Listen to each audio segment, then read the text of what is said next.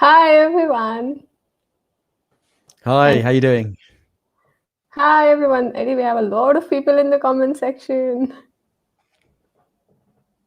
We have already 25 people, okay, we have 15 people watching it. Hi everyone. Thank you so much for coming out today. Okay, so I'm so excited to have Eddie with us again. And so basically, this is the first time Eddie's coming on EquiCode, but we have had a few collaborations outside of it. And that was absolutely amazing.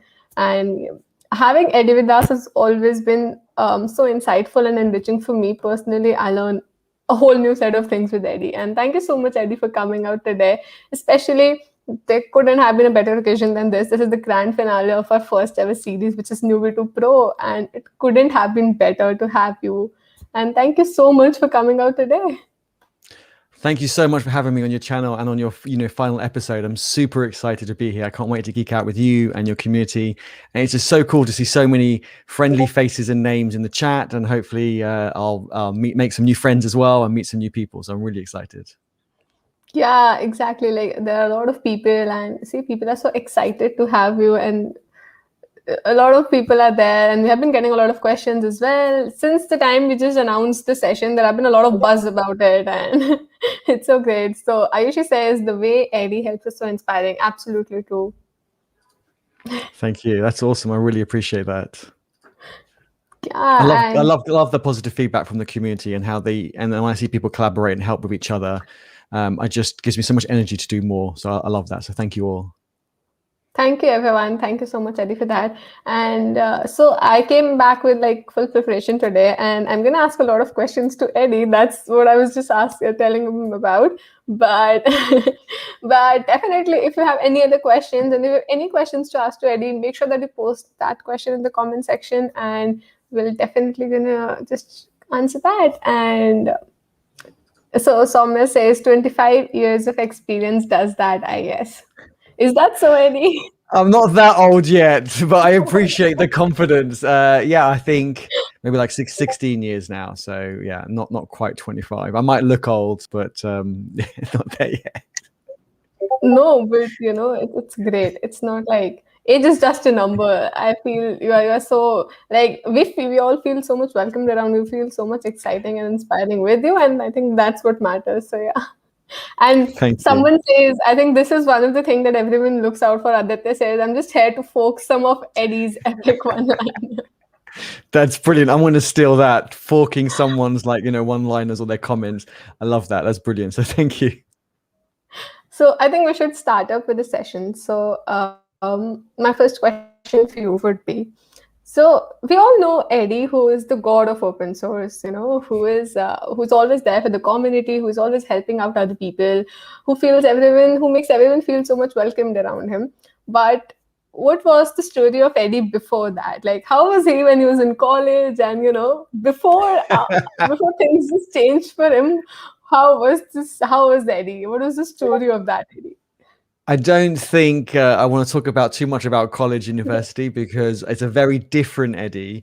Let's just say, in a nutshell, you want to go quite far back. That's like 20 years back. So I was probably, how we have Eddie Hub and we're just starting kind of Radio Eddie or Eddie Radio, and when people can call into my live streams and so on. So lots of those things. I think back then I would categorize it as kind of Joker Eddie. Like it was just always playing the clown, never doing any work. Literally, like it would be like a week before like something is due, like an essay is due, and I'd be like, right, I've got a week, better get started. 2 days before is enough. And 2 days would come. I convinced myself that one day is enough. And then I convinced myself that the night before is enough because you've got all night to work. And I convinced myself the morning's okay. And it was just a disaster, just scraped through by kind of the skin of my teeth. But I had a great time, met some amazing people from all around the world, which was really epic. And I hated coding back then. Like, would you believe it? I actually really didn't enjoy it. At university, coding was very theoretical. I didn't enjoy it. I tried to avoid it as much as possible, pick lots of modules that didn't involve coding. And I got through my 2 degrees. So I ended up with electronic engineering and then a master's in advanced electronics, got through just about. And I worked in electronics and I didn't enjoy it. It wasn't what I wanted. And so I wasn't sure what to do. but I was still just going along with electronics job, hoping it would get better. And then I think 2 years into electronics, a friend of mine from Hong Kong, from university, who's really into coding, I think works for Google now, said, I'm going to a hackathon. Do you want to join virtually? And I was like, yeah, sure. So I paired with him virtually. We had dial-up internet, and you probably don't know what that is, but it was just so, maybe it wasn't dial-up, maybe it was cable, but it was like, I don't know, 1 meg up, 3 megs down. Like, it was really bad. Sharing a screen was horrendous. And so think of 3G, I guess. But I loved it. I made like a HTML page with a bit of CSS, and literally I was like, this is what I want to do. Like, where has this been all my life? At uni, why didn't they show us this? And then I'd like coding more, but it was just sort this data. And it's just like, that's not fun. It's important, but as a web dev, it's not something you really do. You just kind of go .sort or database sort this sort of thing. Right. So yeah, then from then it changed. I was like, right, this is what I want to do. So I took off. I left my work, and I took a few months off, and I focused day and night on learning how to build web pages. And then, being a bit of an entrepreneur, even from a young age, I started freelancing, even without any kind of work experience. I actually got a video coming out on this probably week after next. Not necessarily about me, but how people, if you're at uni or you're working and you want to do freelancing and earn extra money on the side, you can, no matter what stage you're at. So I started freelancing, and it was hard, as in, because I had to learn a lot still, and I was trying to learn on the job, not charge people for it. But I'd say, I think, right, I need a week to do this, but it's probably going to take me a day of effort. So I charge them a day, but I'll spend like a week doing it. But for me, if I was getting paid to kind of still move forward enough to live. And I loved it, and it went really well. I did that for about a year, and I realized that I needed to work in a bigger team to learn from them and so on. So I think after a year, 2 years, I went to permanent employment for about 6 years, and then I went back into freelancing, contracting, consulting, whatever you want to call it. So I've been doing that for just over 10 years now. And that's the best decision, I think, that one of the best decisions I ever made. But I'm glad I went to that permanent place to meet other people. Then they could kind of filter the information for me and so forth. We didn't have GitHub back then. We didn't have Git. It was very different. It was all IRC and, chatting with people on the command line. It was very, very different. So that's about it, really. I think everyone else knows the rest on from there, unless you want me to go into more details. So yeah, freelancing, contracting, consulting the last 11 years, amazing. Started my YouTube channel, I think like 2.5, say 3 years ago. Started Eddie Hub community kind of unofficially, probably like 6 months ago. And then this year is when I really doubled down on it. The community really got involved, and I was just amazed about how amazing they were.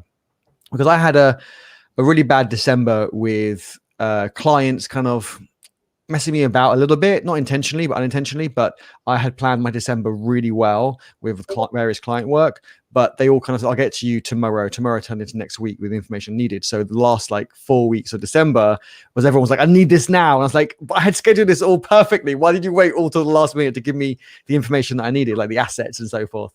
And so December was really, really hard, and it worked every evening, every weekend, every day, and I neglected the community. But what I learned was the community really stepped up, and I just felt so privileged and honored that the community would do that for me. And so when January came, I didn't want to take on any more client work because I wanted to really double down on the community side. And it was just the best thing I could ever done. And my friends who I've turned work down to a client say, oh, but you could have made a lot of money with us for these few months. I said, yes, but I've helped people. I've met people. I've learned from these people. You can't put like a price on that. And so, yes, I'll probably have to pick up more client work in the near future. But at the moment, I'm just really enjoying doubling down, tripling down with the community and just having so much fun. It's amazing. And I just want to say a big thank you to, all the committed people in the community. And by committed, I don't mean people that I do appreciate the positive feedback, but I don't mean the people who give me the positive feedback. I mean the people who keep things moving along, the people who help other people. And for example, we got, I posted a video yesterday, and you'll hear V in the video saying, oh, I didn't really help them that much. It was a video about a project where they didn't work on the project together initially, but they got stuck and they collaborated together and got it over the line, deployed, and it's a bot for Twitter. And there's three of them on the call, Karuna, Jay, and Vivi V. And Vivi V Right. said, but I didn't do help very much. I just gave a few tips and a few guidance. But that is help, because when someone is stuck, if you can point them to a resource or search for a better phrase or a term, that is adding a value. If someone is stuck, that adds so much value. So a lot of people, I think, belittle like what they help with, but it means so much. I think I had a bug that I just couldn't have time to fix, and someone in the community just fixed it and said, "Oh, it just took me 10 minutes. I fixed it." But every time I looked at it, because I had so many things in my mind, I just couldn't like solve it. My mind was all over the place. And that 10 minutes or 15 minutes, whatever they spent on it, to me was super valuable. And that goes for community, and that goes for freelancing as well. And so, I want people to realize it's about adding value. It's freelancing and open source has so much in common, little and often, and add value. If someone says, hey, I've built themselves, I don't know, if I have a WordPress site or a Wix site, and they want a custom domain. They don't know about DNS. They don't know what a CNAME is. They don't know what a record is. But if you could go in and spend an hour helping them, they'll pay you really well for it, because they could spend days looking at it and not knowing if they're doing it right or if it's going to work. And every time they make a change, it takes 24 hours for the DNS to propagate. So they just want it to work, right? So it's about adding value. I'll stop talking now because I've talked too much. Yeah, but that's all about, this session is all about you, and we're gonna just hear you. And also we have almost 31 people here. Thank you so much Yes, thank you. Don't forget, if you're watching this video, give the video a thumbs up and subscribe to EquiCode's YouTube channel, because it is awesome. Lots of content. I'm subscribed and I love watching their content, so you should too. Thank you so much for that. So yeah, now Eddie is asking you, so you can't ignore that. Like Eddie is telling you have to do that. So yeah, make sure you do that. We already have a lot of questions, so I'll ask some of them, and then I'll start up with the second question. So the first question that we got from the comment section is how to go about the first freelancing project. Basically, how to build confidence in the client if it's your first freelance project. That's an amazing question. Ayushi, did I pronounce that right? Hopefully I did. Yeah, it's Ayushi, cool. Right. Awesome. So that's a great question. And I think it is hard. And so what I would suggest is pick your first client, pick a project that you're pretty comfortable with. Like later on, you can have projects that are more challenging for you. But I would say at the beginning, to build up your confidence with you and your client as well, I would pick something that you're pretty confident about, like 90% how to kind of get on and do it. Later on, you could have a bit more unknowns. And make sure you over deliver. And that was something that really helped me catapult my career. I made sure that I over delivered, even at a cost to me. So if they wanted it by Friday, I'll try and do it by Thursday. If they had budget for 3 days and I knew it was going to take me 4 or 5, I would still do it, and I'd still do an amazing job, because then those people, those clients become your ambassadors. They might only have a small project.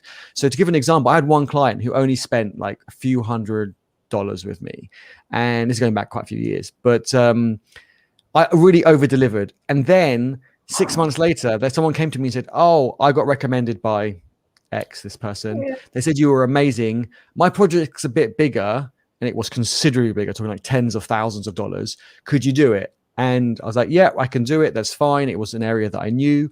But so you can't just think about like today and the client you've got now. You don't know who these people know, who they speak to.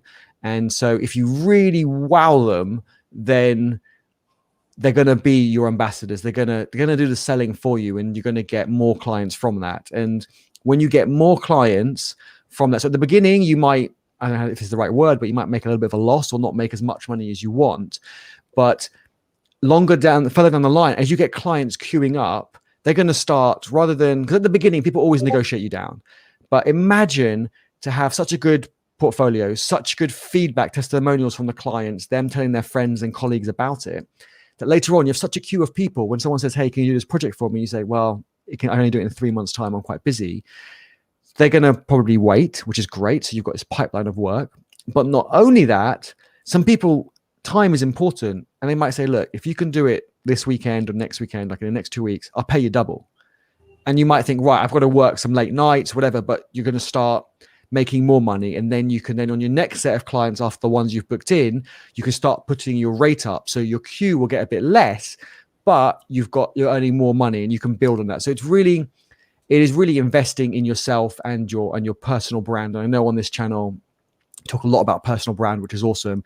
And it is definitely a bit like open source, actually very much like open source. It is a marathon, not a sprint. It's something people have got to work on. And I see lots of freelancers never having repeat clients, never having recommendations, because they're trying to screw over the client's a hard word, but trying to just make the extra buck or the extra, $10. It's not worth it, because they might not speak badly about you if you don't get a bad reputation, but they're not singing your praises. Everyone wants to go on recommendation. So I would definitely say, invest in your personal brand and over delivering, especially at the beginning, and get that strong kind of presence. But getting started is the hardest. So highly recommend getting the first client, even if it's something small. You go through the motions of invoicing them and all the rest, because I see people, they might catch a big whale of a client and it might work out okay, but at the end they have to invoice the client, and the client's like, invoice me. They're like, oh, but how do I do that? And it just looks really amateur. Then all that great work you've done looks really bad. So if you can get a smaller client to begin with, work out those kinks in your process of how to raise an invoice and all those things, that when you do get the bigger clients, you look really professional rather than kind of amateurish. That's great. Like, this is that kind of insight that definitely your work is going to speak for you if you just invest in it, and it's definitely going to go and get together. So let's get to the next question, and that would definitely be, I think everyone wants to ask you this. So speaking about, you definitely started your journey like some years back. But as you mentioned, until then, there was no GitHub. So how did this whole open source journey start with you? Like, how did this begin? Okay. I'm not going to lie. My first, not pull request, because no pull request existed at the time. My first open source contribution was fixing a typo. And my second, third, and probably 10th contribution was also fixing typos. And I think it has a lot of things similar to freelancing. So you kind of do the easy things to build up that confidence, then you get more confident. And then from fixing typos, I started improving people's English. Then I started improving documentation. Then I started improving code coverage by adding automated tests.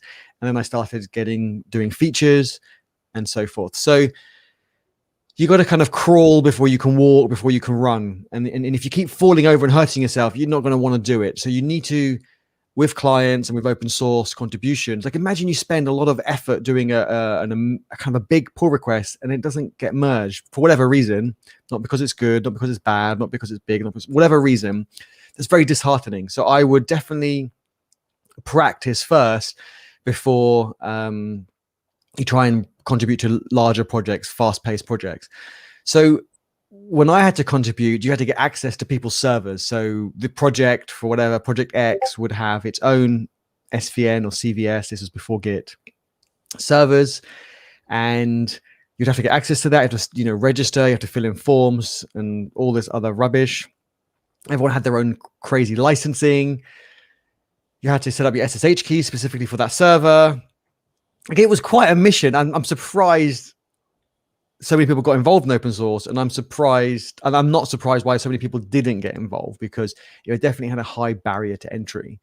And I can't even remember how we reviewed pull request. Well, it wasn't pull request, but how we reviewed each other's codes, because I think we just did a diff on the command line when we reviewed each other's codes, and it was just very different. And you couldn't comment in line. You couldn't, just so many things now that we take for granted, which is why I'm so passionate about getting everyone into open source, because now it's a lot easier. There are challenges. I'm not saying it's easy. It's easier, but also it's not just about code anymore. There are, recipes, legal documents. I mean, licenses and code of conduct are all open source as well as code. And I think now it's focusing more on adding value. And I think GitHub being a social platform, you can really meet a lot of people. So a lot of my clients over the last kind of 6 years from, big companies, like Facebook, GitHub, and so forth, and Google, have all come from my GitHub. They haven't come from anywhere else. So I'd highly recommend people just adding value. People, if you can notice a comment, just want to say that Eddie, you're a true inspiration for the open source community. I agree to this a lot. I feel a lot of people have started up the open source journey by seeing your YouTube videos. The inspiration to start over was you, and that's just so amazing. And that's why we definitely wanted to have this question. And okay, so let's get up to something which you just told. So I'm trying to pick up questions that we're telling so that people feel a lot more connected with us. Sure, Uh, awesome. Okay, so you just told us about freelancing, but I'll probably make it up in this way that even now people feel freelancing is not a lot of a conventional career. Like people feel the SDA roles of working in FANG or some big companies. I have to agree to that, and I'm not really happy about it. But yeah, that's a sad truth about the tech society right now. That a lot of people still feel that working in FANG company is the conventional career for an appropriate tech student. But while on the other side, you chose something which was not conventional even now, and that was a whole different time. So, like, how did that come up? So, I'm so excited to hear this. Like, how did just that bring it up all?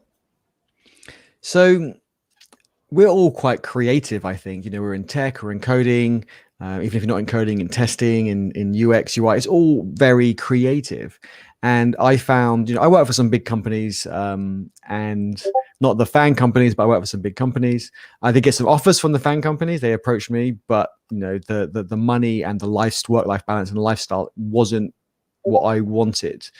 And so a lot of these companies, they're good to have on your CV. I think if you did it for a year or two to get on your CV, then that's good. That is going to help, but you don't have to do that. And a lot of these companies won't let you have social accounts. They won't. You can't speak freely. You got to get everything authorized. I actually got a friend who's leaving one of the FANG companies because they told him to close all his social accounts, or he can't post anything about tech. He can only post about family stuff. He doesn't want to post about family stuff. He wants to build up his personal brand for the future, and he wants to share what he's learning. But they said, right, you got to get our kind of PR team to review everything, and it's just like, well, that's not how it works. He's actually leaving because he's had an awful time there. So I don't know the full details. I'm not saying it's all like that, but having been a vlogger going to events at the FANG companies and stuff and being invited to those, I know that some of them, it's quite funny. I'm not going to mention any names, but some of them two of them in particular are two extremes. One says you can come and film whatever you want, whatever's going on at a private event, you've got access, you can film, but you can't speak to any of our employees to interview them. So you can film whatever you want, but you can't, put a microphone in someone's face and say, what did you think of today's event, or what you're working on? Even just something general, like how's the weather? You can't do that. And I learned the hard way by asking someone, and they were like, I can't talk because I've got to get signed off. It was really weird. Yeah, another one of the FANG companies was, you can't film any of our talks, any of the conference itself or anything like that. It's all private. You can't. But you can go and chat to all our employees and ask their opinion on it. And it's just really weird. It's like just two complete extremes. So it is very different, but to get it on your CV is good.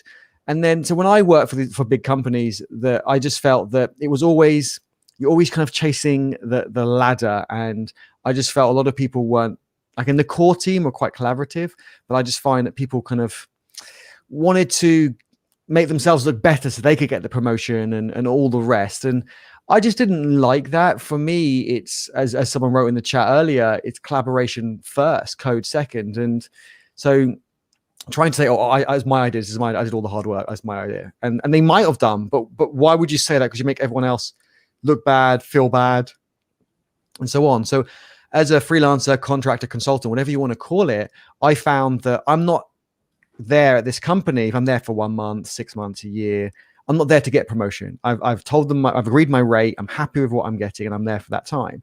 So I actually, most of the time, do the opposite. I say, it's all their idea. I just support it, even if it was my idea. I want them to get the promotion. I want them to look good.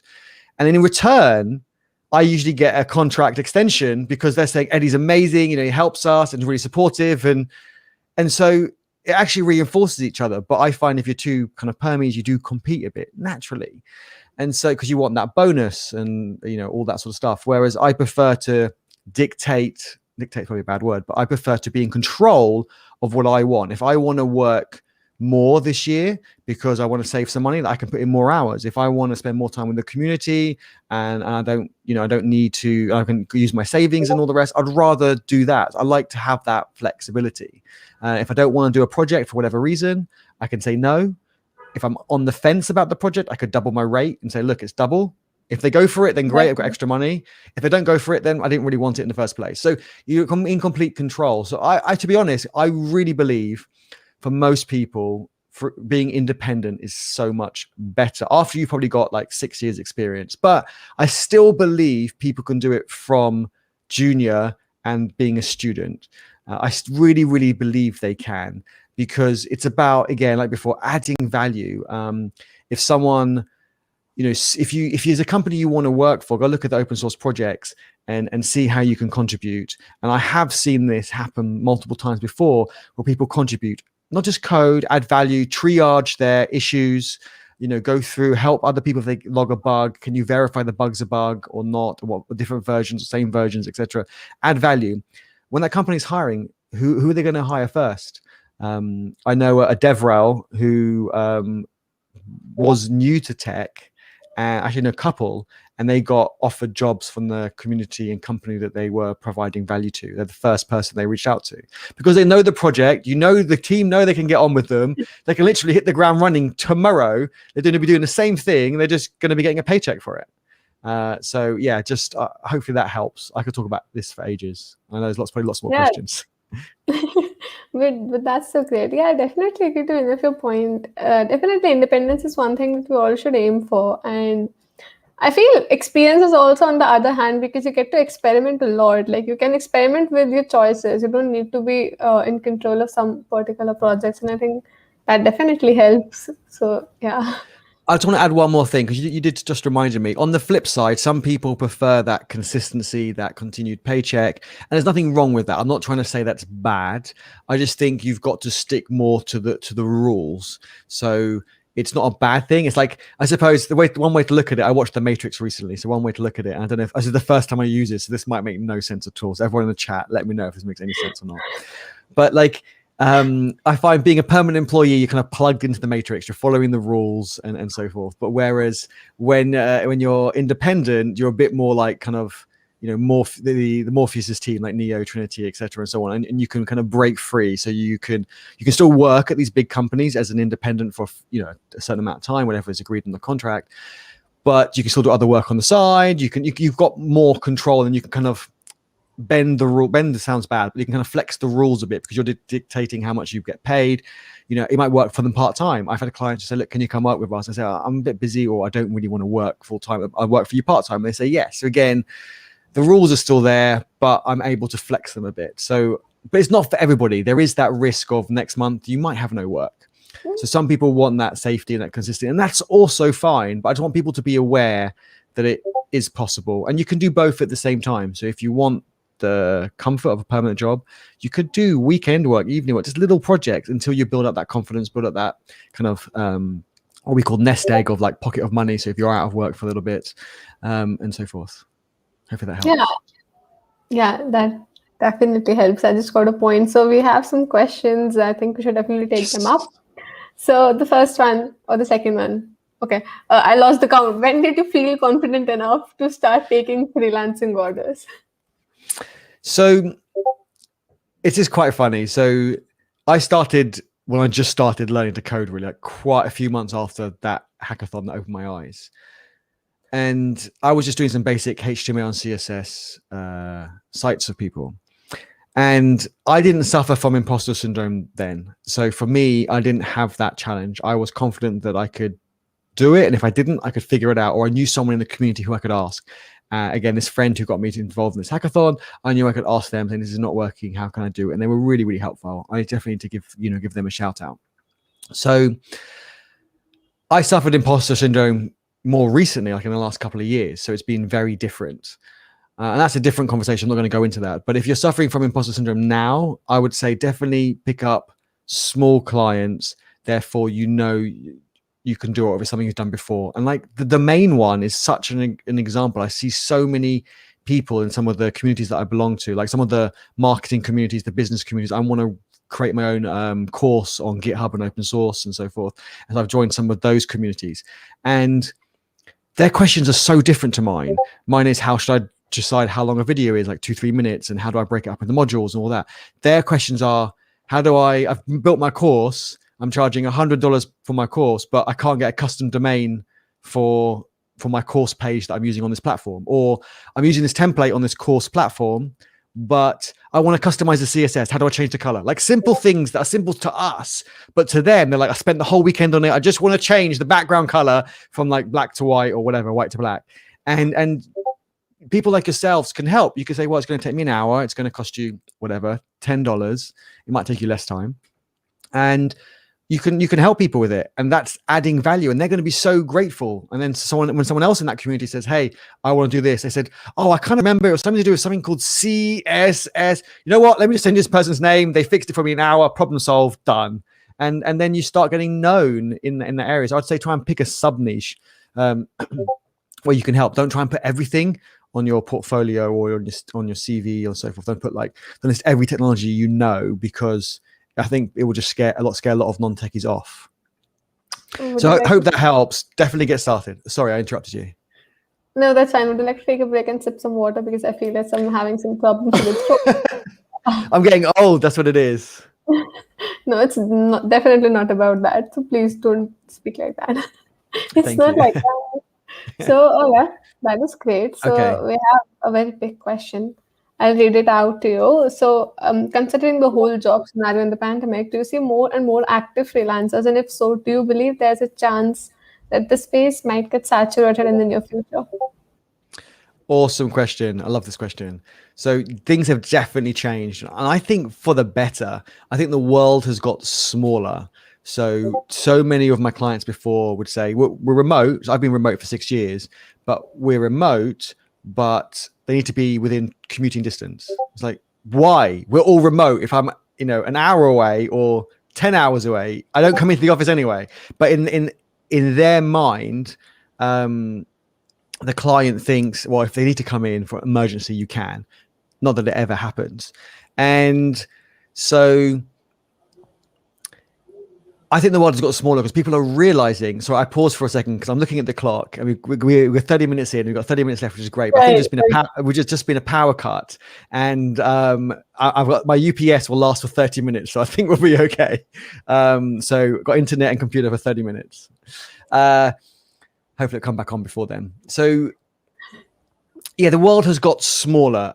Companies are realizing that it doesn't matter if you're 30 minutes away or across the world. Time zones are an issue, but less of an issue because things are more asynchronous now. You don't have so many calls. I think at the beginning of the pandemic, people were like, jump on a call, and end up being on calls all the time. Whereas now it's more, people are a bit more organized and so forth. So I think the world got smaller. I think there are more freelancers because people maybe lost their jobs and they thought, right, I'm just going to go into freelancing. But also I think there are a lot of people who aren't standing out. And I think that with a little bit of effort, literally little, you don't have to become like, a brand expert or anything like that. But with a little bit of effort that people could really stand out, just putting testimonials on your profile, having an active GitHub account, and then say code changes or just active, like get involved in the conversation. I know that when I hire for my clients, freelancers around the world, I definitely, as I always say, I definitely check their GitHub account. I don't care about your LinkedIn. I definitely, because you can write whatever you want on there. I definitely check their GitHub account, but I don't check it for what everyone thinks. I'm not looking at your latest commit. Was it the best code in the world? I actually look to see how people talk on issues and pull requests, how they review other people's work, how they accept the constructive criticism from other people. That's what I'm looking for first. Attitude first, and then technical skills can always be taught if there's a gap or something like that. So I would say still open source is thriving. And I think a lot of companies don't want the responsibilities of hiring a permanent employee. So they think, well, I might only need someone for 3 months. Let's just try it and see what happens. And so a lot of the time these get rolled over. So 3 months and then 3 months again and 3 months again. But they're hiring a lot more freelancers as well. So I think definitely do it. And I think they're hiring interns as well, paid interns. And that's really important. Like I hire interns, but paid. I really value I value everyone's time because they're there to learn, but also to add value as well.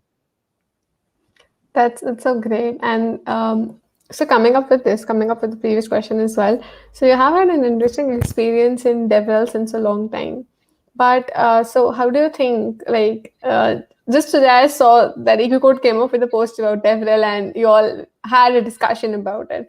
So how do you think that has changed, that the definition of DevRel has changed then and now? Are people are people even there yet that they're realizing that it's different? It's not the same that we're actually acquainting it with. Yeah, it's definitely changed. I think in the last 12 months and even in the last few years, a lot of companies, not all, but a lot of companies are realizing that you need to get the developers on board, because when they go to companies, other places, hackathons, etc., they like to use technologies that aren't just well documented and good tech, but also that they feel has a good and strong community with it. So I think a lot of companies are realizing how important DevRel is, and some still think it's a sales process, but that's wrong. That doesn't work. And that's why when my clients ask me to help them with their DevRel stuff, if DevRel reports to sales, I just don't take on that work, because it's very different. Like, right, ram this down their throat, they got to buy it, buy today, offer, buy. It's like, no. Whereas when it reports to engineering, it can report to marketing, and again, it's like in the middle. But when it reports to engineering, it's very different. It's like, let's get some feedback on this, let's see how we can help the community. Because when they go to a new job or their current job or get a new client, they're going to say, I use this tool, the community's awesome, really active, really helpful, and we should use this. And then their client or their boss or whoever is then going to buy it and pay for the product or the license to use it. And so DevRel, I just see growing. I mean, I'm inundated with DevRel work, and I'm fortunate enough to be able to pick the projects that I want to do, so I can work with technologies I want to do, and I don't have to say yes to the ones that I'm not so interested in. And they're good technology, nothing wrong with them, but it's just not something that I'm passionate about.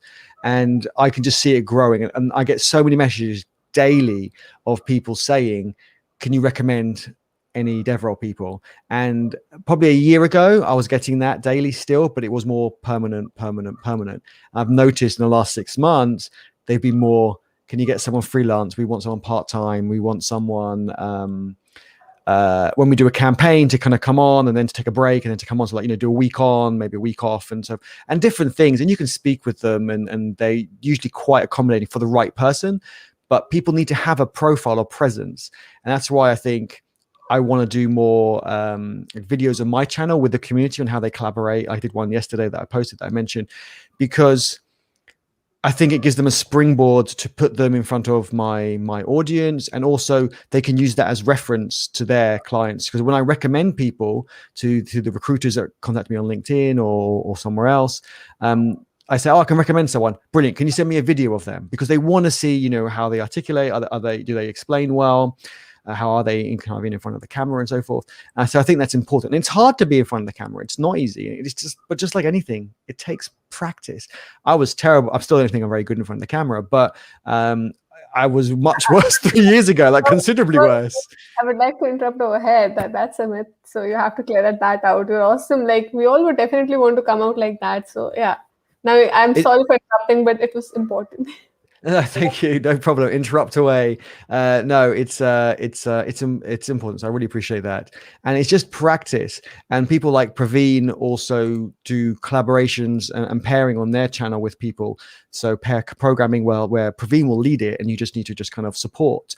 And I think that's a great way to get practice. Then you've then got a video that isn't even edited, which is great because it's like a raw video. So I know I sent a video to one of my clients, and I said, I remember this was like a couple of years ago, like early on. And they went, wow, this is great. I said, yes, but this is edited. So if I'm doing a live stream, it's not obviously that polished. I was trying to be really honest with them. And they still didn't mind. They looked at one of my live streams and so forth. So it's very different, but it's great if you can have two examples. Have one that's edited and one that's a natural live stream, so people can see both. So a lot of time when I get client work for DevRel, they don't say, can you come for an interview? They say, we've got X amount of budget. We want to do this. Is it something you'll take on? Yes, brilliant. When can you do it for? It'll be done in 2 weeks. There's no interview. Because they've already seen my work. That's what I want for everyone else. I want everyone watching to have that, so you can have people queuing up for your freelance work. And a company, it's interesting to see that some of the clients that I worked with or haven't worked with, they say, look, we've got this SDK. Can you just make a small project with it using Angular or React or whatever it is, open source, and record a video on it? And they pay some serious money for that because their engineers want to focus on improving the project. They might not want to be in front of the camera, and they want to get distracted with social media kind of comments. When you post a video, you get comments and all the rest, and they haven't got time for that. And also they want someone outside the company to do it because you're giving more of a kind of authentic view on their product. And so I think so many people here watching could do that. Technically they've got the technical skills, and I think they've got the personality as well to be on camera. It's not easy. That's why most people don't do it, but it's also not hard. And I think that's just one thing I want to highlight. Sorry, I'll talk forever. Yeah, but that's okay. We're all here to hear you, so that doesn't matter. So we have some questions. Let's just take them up. Okay. So it's mostly about freelancing and about the risks involved in it. So for a fresher to choose freelancing, it seems a bit risky. Is it risky? Because if you're doing it on the side, there's no risk. If you're a fresher, I'm guessing you're studying. I'm guessing your finances are kind of, I don't know, I'm making an assumption here, but your finances are covered by parents, loan, or sponsorship. I don't know, something. So if you did, 1 day a week, not a full day, but you might do like, a few hours over the week in the evening, however you plan it out. But in a week, if you did like 8 or 10 hours and you get paid, great. If you don't have work that week, I'm guessing you're a student. It's kind of, you don't have a lot of outgoings. You probably do because being a student is expensive, but you don't have like a mortgage. You don't have, a car and so forth. So, or a family and kids. Again, I'm making massive assumptions here. So please correct me, people in the chat, if I'm wrong. So I would say being a student is, and a fresh is a student, right? A fresh is not someone who's come out of university. Just this is American terminology, so it's a bit different to what we use here. A fresher is a student, right? Yeah, so basically a fresher from here, it's actually different. A fresher is mostly also like a freshman, but it can also be someone who is applying for maybe his first fresher entry level jobs, or I think we're getting, so it's both in ways. But I think what I'm referring to is to the job perspective. So if it's your first job out of uni, yes, I appreciate now you need to find work and so on, but still look for that permanent work. But why can't you do some freelancing on the side? So attack both on both angles and see which one gets traction. You might get this job that you really want. So therefore, when you finish this freelancing project, you're going to say, right, I'm not going to do any more at the moment for that. Or you might get some really great, exciting freelance project and nothing moves forward with the permanent. I would say do both. Don't do freelancing 100%, maybe do kind of, 60-40, 60% on the freelancing, 40%. Because I think the reason why I say 40% on the permanent, not because I value it less, but because I think you do a lot more waiting around for, did you get the interview? You got the interview, you're waiting to get a response. Did you move on to the next level and so forth? So that's why I'm weighting it in terms of not in terms of priority, but more in terms of like your effort and time is what I mean. And see what works. Yeah, I would definitely try and do both at the same time. Just watch a little bit less Netflix, maybe play games a little bit less. I know you kids like to party a lot and so forth, so maybe a little bit less partying. Yeah, I think we can do that. But okay, so just a quick shout out to Siddharth Talwal, and he said something very good. He said everything is possible, even impossible says I'm possible. That's something great. I think oh, sorry, go on. Yeah. No, please go ahead. Please, this is your show. I'm your guest. You go ahead. But that's what it is about. We'll keep playing this. Please go ahead. Okay, fine. I'll go ahead. I actually forgot what I was going to say. So I'm getting old. I think I was going to say just when you see someone who's maybe a fresher and who's just got a great job or just got a great client, it's not luck. I think they've kind of positioned themselves in a great way. And I really want all of you to position yourself in a great way. That's why I keep saying, make sure your GitHub profile is active. Make sure you're sharing positive things on socials. If you've learned something new today, share it. If you can shout someone out, do it. If you can leave a positive reply on someone's post, do it, because people are going to see you as a positive person. No one wants to hire like some grumpy kind of person who's going to be that bad apple in the team or anything. And so it's important. And I see people just always doing jokes on socials, and that's fine. But then these companies, these potential clients are going to look you up on socials. And if you're always kind of joking around and messing about, they're going to think, well, I don't want them to mess. They don't seem serious. So, yes, your Instagram might be more about you, but I think things like, what you post on Twitter and LinkedIn needs to be a bit more, I'm doing air quotes here, like professional and serious. And if you can add value to people, like to give an example, like how you can all add value now and grow your networks. You're all here learning, and I'm learning as well. I can learn from all of you. And as I always say, everyone is your mentor, and you're the mentor for everyone as well, because you can all learn from each other and you can all teach someone else something. But the point I want to make is take a screen. If you want to grow your network, and if you want to get a like, take a screenshot of this live stream and share it on socials and tag me and Cushy and EquiCode, and we'll like it. But if you want to go further and get a reshare or a retweet from us, add some value to the screenshot. In the text, don't just say, enjoyed live stream, here's a screenshot. Say, my favorite point was, or my favorite question and answer was this, or the one tip or two tips I took away that are my favorite are this. So therefore someone who wasn't there can at least learn one tip. That's an easy way to add value to your community, an easy way to grow your community, because if it looks like a really good post that adds one value that my community who couldn't make it today could see, I'll reshare it. So now my community is exposed to your community, and you'll grow your network that way. And then people will see, oh, this person's adding value. Let me follow, let me subscribe, and see what else they're up to.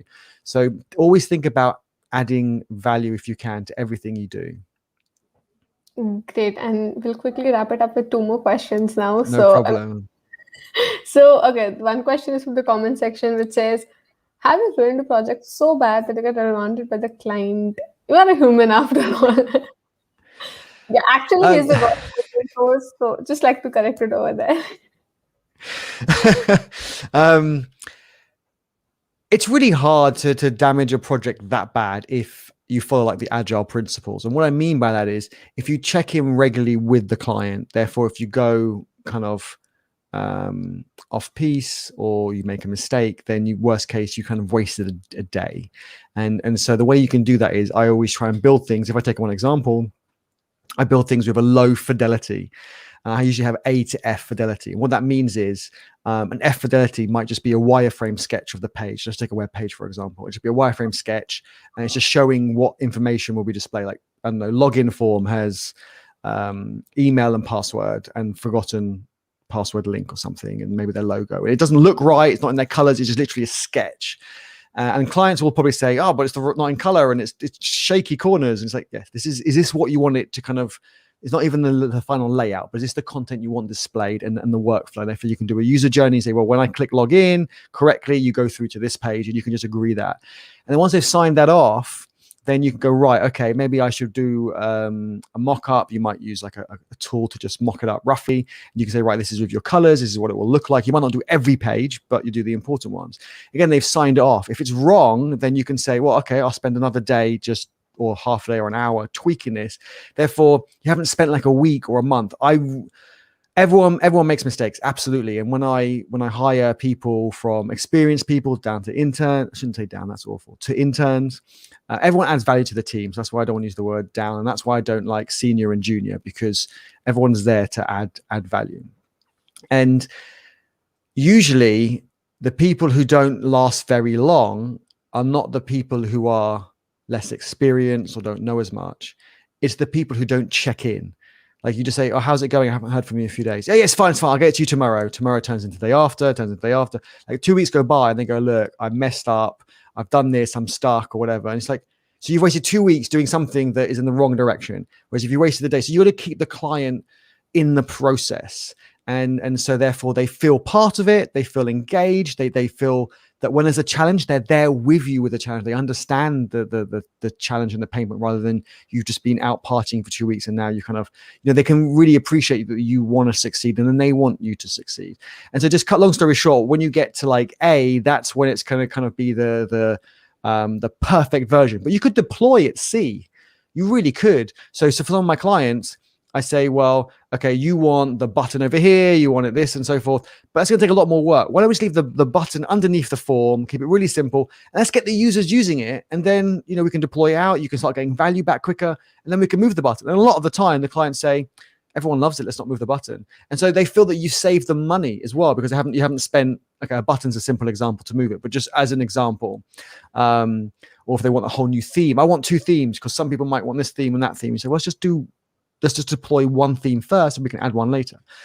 So keep the client in the loop. Therefore, if you make a mistake, it's either a small loss to them or a small loss to you, but they feel part of it. And that's why I always tell people to share what you're doing publicly, maybe not necessarily your client work, but what you're doing. If you've had a struggle with a client, you might keep it anonymous, but you can say, oh, I got struggled with this technology, but I figured I've learned this out. It was great, because people want to come with you on that journey so they can.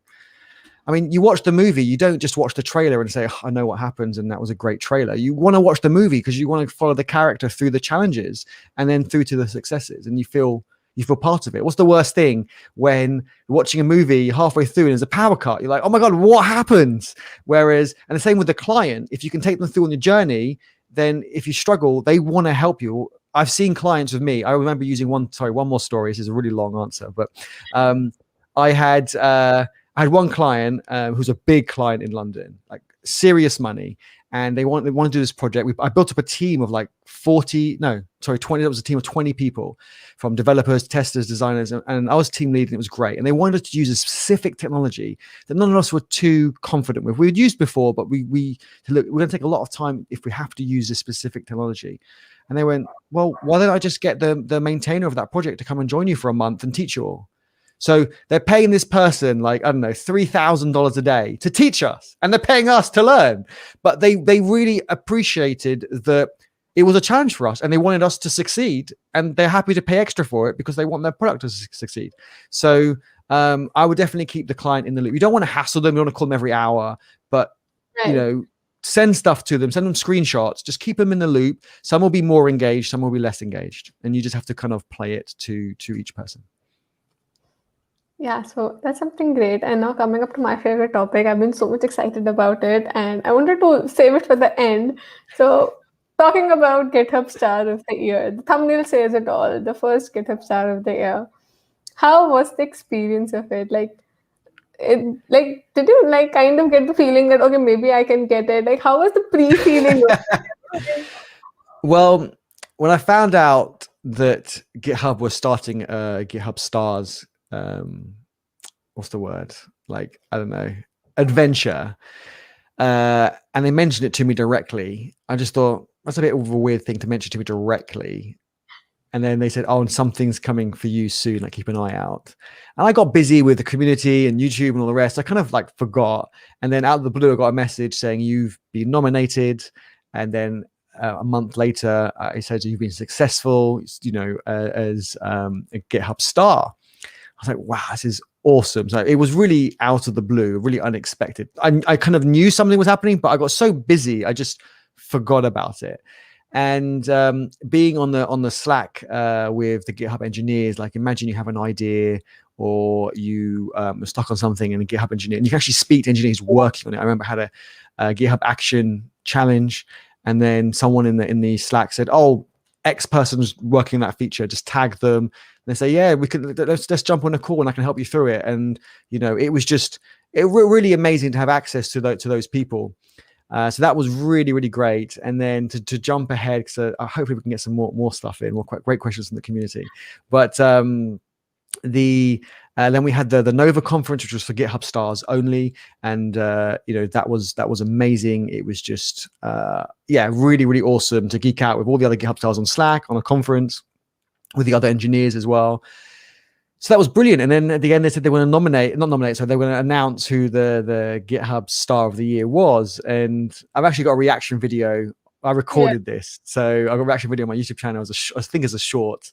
And I was like, I can win this. And then they started talking. I was like, no, I can't win. So who am I kidding, right? There are so many amazing people in the GitHub Stars, like seriously, some really amazing people who maintain like really big, like Java projects, JavaScript projects, like real serious people.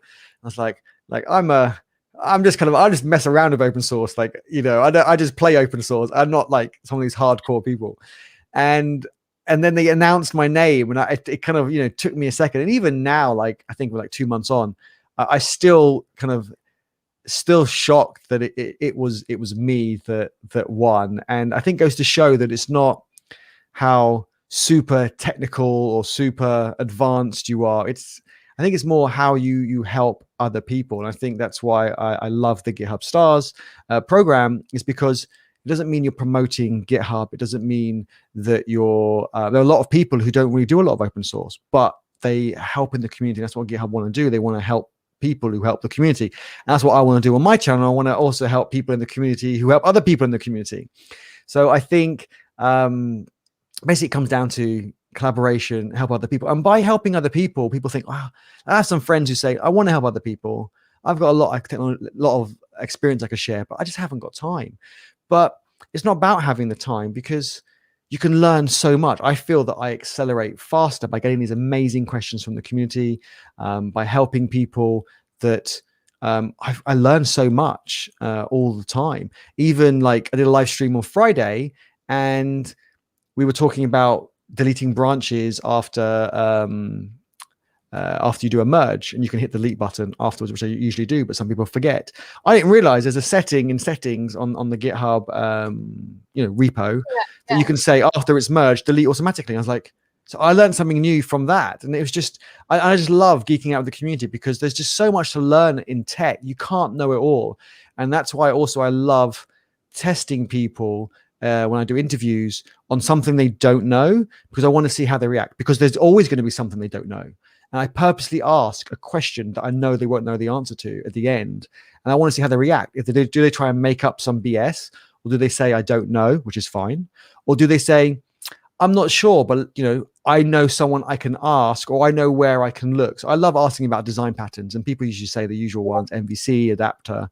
And I say, well, I come up with an obscure one, like really obscure. I know they won't know it.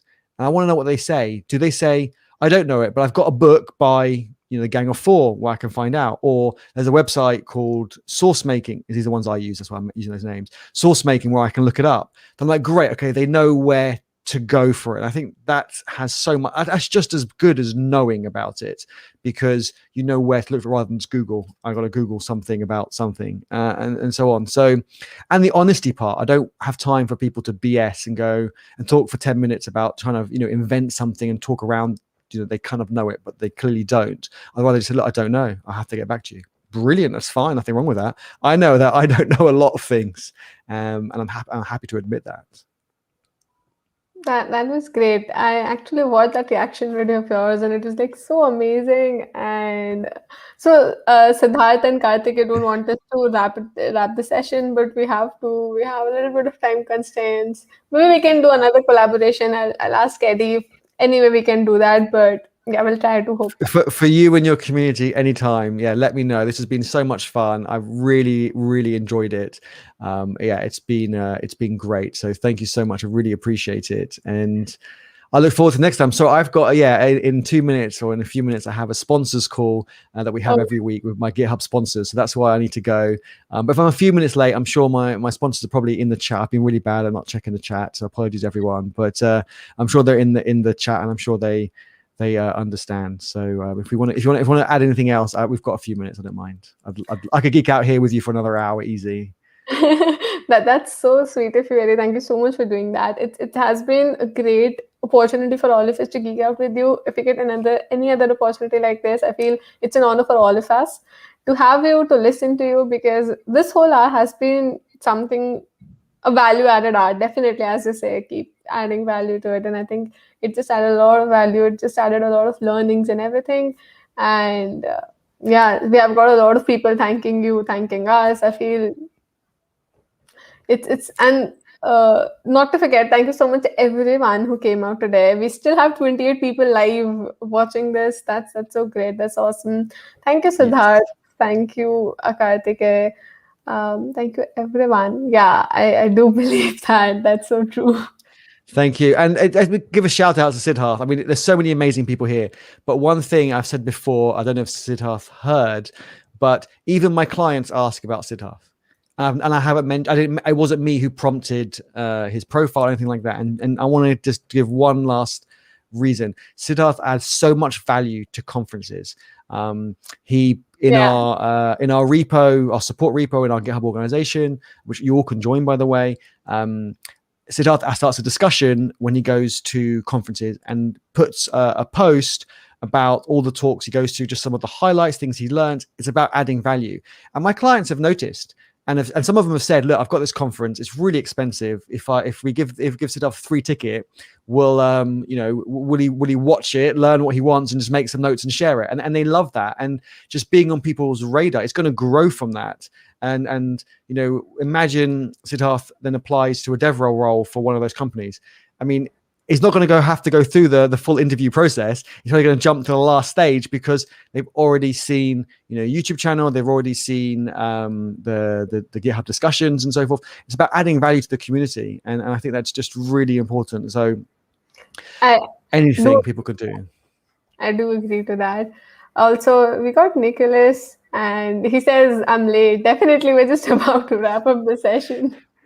We're just talking about you, Nick. I was saying we got our sponsor, Eddie Hub sponsors call in a few minutes. So I will see you there in a minute. And a big shout out to Nick, who's one of my mods in the Eddie Hub community, who does so much. Not only just manages Discord, GitHub, also donates swag as well for like the Battle Snakes stream last week and the one coming up this week. Donates $50 of vouchers you can use in their shop, like so many things. So a big shout out to Nick. I really, really appreciate it.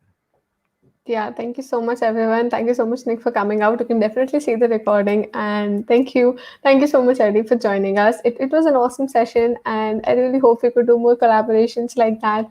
Thank you so much for joining us. It was an honor for the whole EquiCode team to have you, especially for the grand finale, and hear some awesome insights about you.